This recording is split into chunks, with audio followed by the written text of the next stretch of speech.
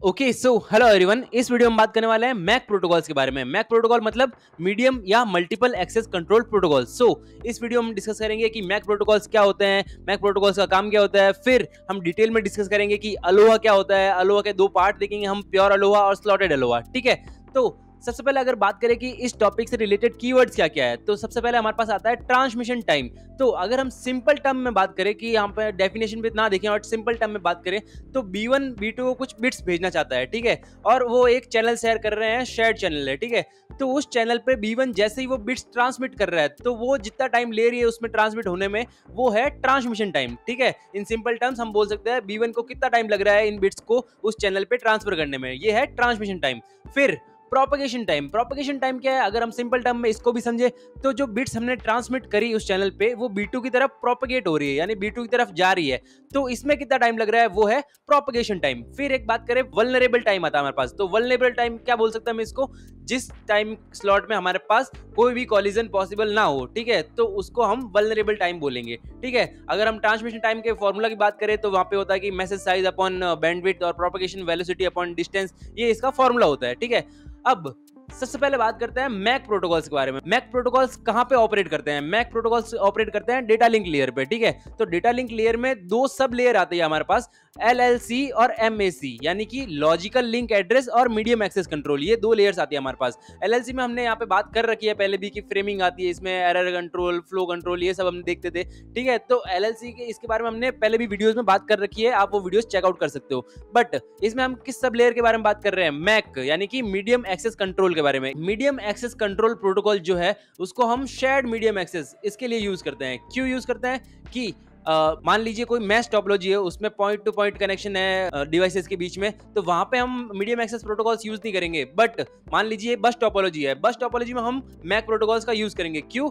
क्योंकि वहां पे एक शेयर्ड चैनल है, एक ही वायर से सारे डिवाइसेस कनेक्टेड है, वो शेयर्ड चैनल जो है सारे शेयर कर रहे हैं। ठीक है, तो हम मैक प्रोटोकॉल्स का कहां पे यूज करते हैं? जहां पे शेयर्ड मीडियम हो। ठीक है, तो वहां पे हम कंट्रोल कर रहे हैं एक्सेस को, कि कौन जो है कब मैसेज भेजेगा, कौन जिसको अलाउ कर रहे हैं, हम किस स्टेशन को अलाउ कर रहे हैं मैसेज भेजने के लिए। ठीक है, तो उसके लिए हम मीडियम एक्सेस कंट्रोल प्रोटोकॉल्स का यूज करते हैं। ठीक है, रिक्वायर्ड फॉर शेयर्ड लिंक्स, बस टोपोलॉजी का बोल सकते हैं, रिंग टोपोलॉजी का बोल सकते हैं। ठीक है, prevents collision when multiple station transmit simultaneously. अगर मान लो कि दो स्टेशन है, दोनों एक साथ ही अपना डेटा भेजना शुरू कर दे, तो वहां पे कॉलिजन हो जाएगी ना। तो इस कॉलिजन को प्रिवेंट करने के लिए हम मैक प्रोटोकॉल्स का यूज करते हैं। ठीक है, अगर हम देखें यहाँ पे जो मल्टीपल एक्सेस प्रोटोकॉल्स है, उसको हमने तीन कैटेगरीज में डिवाइड किया है: random access protocols, control access protocols और चैनलाइजेशन प्रोटोकॉल्स। सबसे पहले अगर हम बात करें तो रैंडम एक्सेस प्रोटोकॉल्स, हमारे पास सबसे पहले आता है रैंडम एक्सेस प्रोटोकॉल्स, यानी कि यहाँ पे कोई प्रायोरिटी सेट नहीं है। यहाँ पे हम ऐसा नहीं कह रहे कि हाँ एक डिवाइस को हम रोक के रखेंगे और दूसरी डिवाइस को बोलेंगे हाँ आप मैसेज सेंड कर सकते हो। अब यहाँ पे हम प्रायोरिटी सेट नहीं कर रहे हैं, सारे स्टेशन जो है किसी भी टाइम पे अपना डेटा सेंड कर सकते हैं। तो जो रैंडम एक्सेस प्रोटोकॉल है, उसमें क्या आता है? उसमें आता है अलोहा आता है, CSMA आता है, CSMA CD आता है, CSMA CA आता है। CD मतलब कॉलिजन डिटेक्शन और CA मतलब कॉलिजन अवॉइडेंस। ठीक है, ये CSMA की पार्ट है। ठीक है, अगर हम बात करें इंपॉर्टेंट पॉइंट्स, अगर हम गेट एग्जाम या फिर UGC नेट एग्जाम के इंपॉर्टेंट पॉइंट्स की बात करें, तो CSMA जो है वो बहुत ही इंपॉर्टेंट है। CSMA CD जो कि बहुत ही इंपॉर्टेंट है गेट और UGC नेट के पॉइंट ऑफ व्यू से। ठीक है, फिर अगर हम अलोहा की बात करें, तो अलोहा में दो चीज आती है, प्योर अलोहा और स्लॉटेड अलोहा। ठीक है, और इसमें हम अगर क्वेश्चंस की बात करें, तो यहाँ पे एफिशिएंसी और वल्नरेबल टाइम, थ्रूपुट फार्मूलाज, ये सारे हमें याद करने पड़ेंगे। इसके रिगार्डिंग क्वेश्चन, न्यूमेरिकल क्वेश्चन जो है एग्जाम में देखने को मिलते हैं। ठीक है, तो रैंडम एक्सेस प्रोटोकॉल्स में ये सारी चीजें होती है। फिर अगर बात करें कंट्रोल्ड एक्सेस प्रोटोकॉल, यानी कि हम यहाँ पे कंट्रोल कर रहे हैं। रैंडम में क्या था, सारे डिवाइसेस जो थे वो कोई भी एक किसी भी टाइम पे डेटा सेंड कर सकता था। बट कंट्रोल्ड एक्सेस प्रोटोकॉल्स में हम क्या कर रहे हैं? कंट्रोल्स में हम किसी एक स्टेशन को बोल रहे हैं कि हाँ अब आप मैसेज सेंड कर सकते हो, और दूसरे को बोल रहे हैं हाँ अब आप रुक जाइए। ठीक है, तो यहाँ पे कंट्रोल्ड एक्सेस प्रोटोकॉल्स में हमारे पास पोलिंग और टोकन पासिंग, ये दो चीजें मेन हमारे सामने आती है। पोलिंग का फंडा किस लिए यूज करते हैं? वहां पे हम यूज करते हैं कि जो बहुत सारे स्टेशन हमारे पास है जो कि डेटा सेंड करना चाहते हैं, तो वहां पे हम पोल करवाते हैं। जिस पोल करवाने के बाद जो स्टेशन, जैसे मान लो station A B C D में से स्टेशन A का नाम आ गया, तो वहां पे स्टेशन A जो है उस पोल को जीत गया और फिर वहां पे वो अपना डेटा ट्रांसमिट करना शुरू कर देगा। ऐसे ही टोकन पासिंग में, टोकन पासिंग जैसे रिंग टोपोलॉजी में हमने देखा था, जिसके पास जिस डिवाइसेस के पास टोकन होगा वही डिवाइस जो है बाकी डिवाइसेस का डेटा शेयर कर सकता है, कोई और उसमें इंटरफेयर नहीं कर सकता। ठीक है, अब नेक्स्ट बात करें अगर तो चैनलाइजेशन प्रोटोकॉल। चैनलाइजेशन प्रोटोकॉल की बात करें तो इसमें आते हैं एफडीएमए, टीडीएमए। इसमें क्या होता है, इसमें डेडिकेटेड चैनल्स वाया मल्टीप्लेक्सिंग। ठीक है, यहाँ पे डेडिकेटेड चैनल्स होते हैं इनके लिए। एफडीएमए टीडीएम मतलब, एफडीएमए मतलब फिक्स्ड फ्रीक्वेंसी बैंड्स होते हैं और टीडीएम मतलब हमारे पास टाइम स्लॉट्स होते हैं फिक्स्ड। ठीक है, अब आगे बढ़ते हैं और बात करते हैं सबसे main important point, ALOHA. Random access protocol में हमने बात करी अलोहा। तो अलोहा के दो टाइप होते हैं, प्योर अलोहा और slotted Aloha.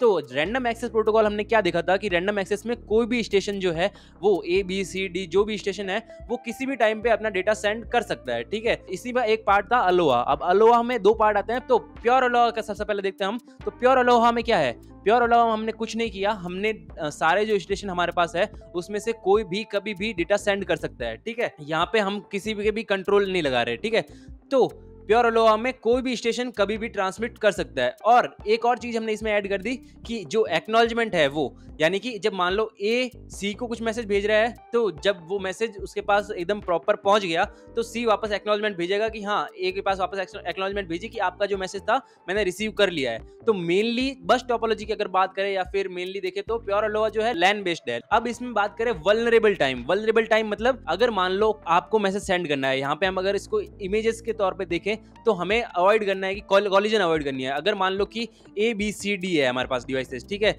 A B same time पे सेंड कर रहा है, बी भी सेम टाइम पे सेंड कर रहा है, सी भी सेम टाइम पे सेंड कर रहा है, तो वहां पे क्या होगा, वहां पे कॉलिजन हो जाएगा। हम यहाँ पे क्या करेंगे, वल्नरेबल टाइम। वल्नरेबल टाइम मतलब कॉलिजन कब नहीं होगी हमारे पास, तो वो हमें कैलकुलेट करना है। तो वल्नरेबल टाइम कैलकुलेट करने के लिए हमने यहाँ पे एक सिनेरियो लिया है। क्या सिनेरियो लिया है कि हमने एक जो हमारा डेटा ट्रांसमिट करने का टाइम लग रहा है उसको हमने ट्रांसमिशन टाइम सबका सेम लिया है। ठीक है, तो जो मान लीजिए एक डिवाइस है वो कोई अपना डेटा भेज रहा है, ठीक है, उस ट्रांसमिशन टाइम के बीच में मान लो सी ने अपना इंटरफेरेंस कर दिया और वहां पे वो भी अपना मैसेज भेजना शुरू कर दिया, तो वहां पे क्या हो गया, वहां पे कॉलिजन हो गया।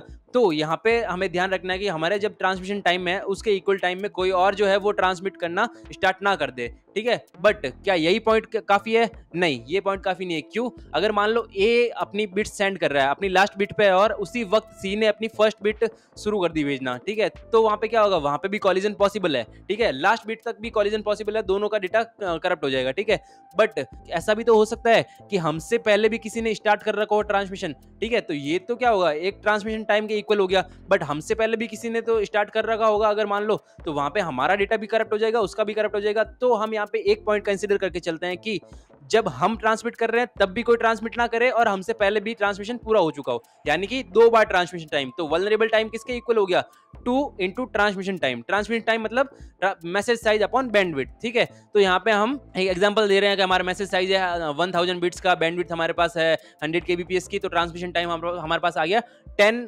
मिलीसेकंड का। ठीक है, तो वल्नरेबल टाइम हमारे पास क्या हो जाएगा, 2 इंटू ट्रांसमिशन टाइम, तो ये हो गया हमारे पास 20 मिलीसेकंड। अब इससे बढ़कर एक और सामने हमारे पास आता है इफिशियंसी, जिसको हम ईटा से डिनोट करते हैं इसके अंदर। Eta equal to ji into E to the power -2g। ठीक है, तो यहाँ पे -2 कहां से आया, -2 ये जो वल्नरेबल टाइम हमने अभी कैलकुलेट किया वहीं से जो -2 आया है। ठीक है, तो यहाँ पे efficiency equal to ji into E to the power -2g। तो जी क्या है, जी हम जब डेरिवेशन करते हैं इस फॉर्मूला का तो जी की वैल्यू हमें प्राप्त होती है जी इक्वल टू 1/2 और वी कैन से 0.5। ठीक है, तो जी की वैल्यू डेरिवेशन के बाद हमें ये मिल जाएगी। तो हमारे पास एक और फंडा सामने आता है कि मैक्स एफिशिएंसी, मैक्सिमम एफिशिएंसी कितनी है प्योर अलोहा की। तो हम जब जी की वैल्यू हमारे पास डेरिवेशन से आ गई 0.5 और ई जो है ई की वैल्यू फिक्स है 2.71828, तो जब हम ये पुट करेंगे इफिशिएंसी के फॉर्मूले में तो हमारे पास आएगी मैक्स एफिशिएंसी 18.4, यानी कि ये तो बहुत कम है ना, यानी कि हमारे पास ओनली 18.4% जो है बैंडविड्थ वो यूटिलाइज कर सकते हैं हम। तो ये हमारी मैक्स एफिशिएंसी हो गई प्योर अलोहा की। अब हम बात करें अगर स्लॉटेड अलोहा, स्लॉटेड अलोहा में हमने क्या कर दिया, स्लॉटेड अलोहा हमने टाइम स्लॉट कर दिए, वहां पे किसी भी टाइम कोई भी स्टेशन अपना जो डेटा है वो सेंड कर सकता था, बट हमने स्लॉटेड अलोहा में क्या किया, स्लॉटेड अलोहा हमने फिक्स टाइम स्लॉट कर दिए।